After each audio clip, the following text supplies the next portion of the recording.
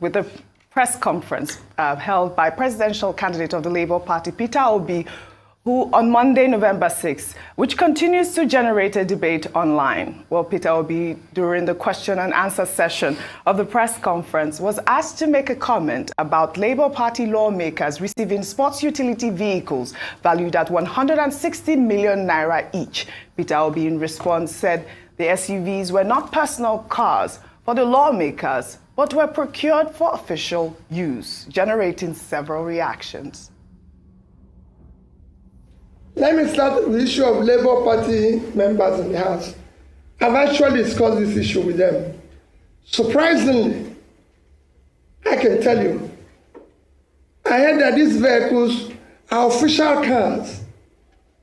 And I don't know, they have to use it. It's meant for official vehicle. So it's not as if it's their vehicle that is meant for official cars and everything. Because we can pay for it and say, listen, if it's your car, you return it or do something. But they said it's official cars and that everybody is meant to do it. You are meant to use it while you're in the Senate. But you know how things work here.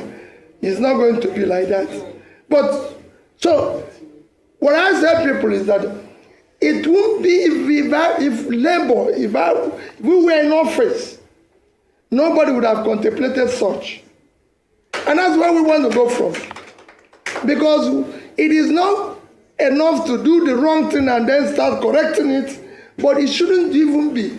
Just like people are saying, oh, maybe the issue of years have withdrawn, or this one, it shouldn't even be mentioned in the first place, because it touches the sensibilities of people to do that.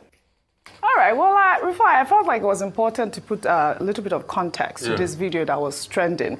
Only yesterday there were some, news media houses carrying this story, but it was just a short clip of the video, and it appeared like he was defending the lawmakers. But let me just take this tweet, and I will come back to you. This person who also posted the video on Twitter wrote, "Peter Obi is just a confused hypocrite.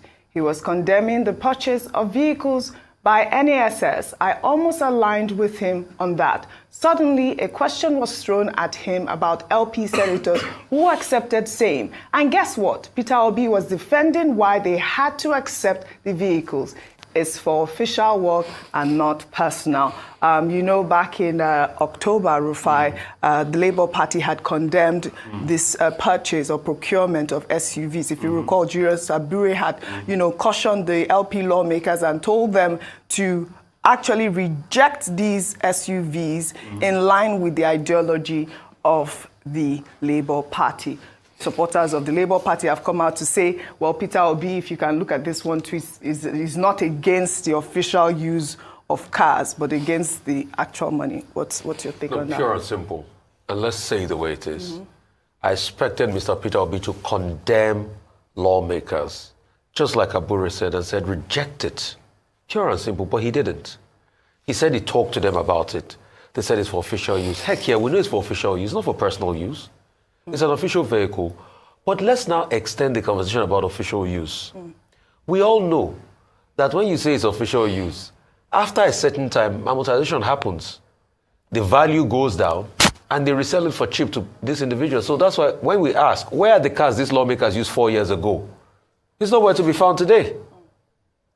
So we all know that's not going to last forever. And that's why we're saying, with the tenets at which these Labour Party lawmakers got in there, they must condemn and they must reject for fairness. And that's why I also equate it to the case of the yacht. We can't be talking about the yacht and condemning it without condemning the lawmakers and by extension asking Mr. Peter Obi, which he's the presidential candidate, he's the leader of the party, de facto leader of Labour Party as we speak, to condemn his lawmakers for doing something against the tenant. Most of these people that finally were elected lawmakers, wouldn't have gotten there without the wave of Peter Obi and Labour. So Peter Obi should be able to call them to order. And that's what we're just saying. See, when we're talking about transparency and integrity, it should be across board. In that regard, he didn't condemn them. Yeah, he just said, okay, they said it's for official use. But that's what we are saying, that when we are in power and everything. No, Labour is not in power as we speak. The lawmakers are there. That's why they should be condemned. What I should hear, like Abure, and I think I salute Abure on this. Abure was explicit. Last month he said yes, that. And I think it's a party thing that they all agreed to condemn. Abure said we should reject it, and any lawmaker that takes it is against the tenets of the Labour Party.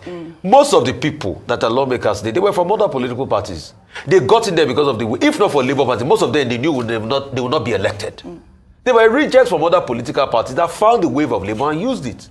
So what does Labour stand for? It stands for forthrightness, as Labour claims, and integrity. And they should start by following the way. That's just the pure and simple. So your angst is that he should have done it openly. Openly condemn it and say, you know what, I condemn the lawmakers. He called them and he asked them the questions and they said... They will give you answers. But I'm saying condemning, I say that's not our position. Okay. Pure and simple.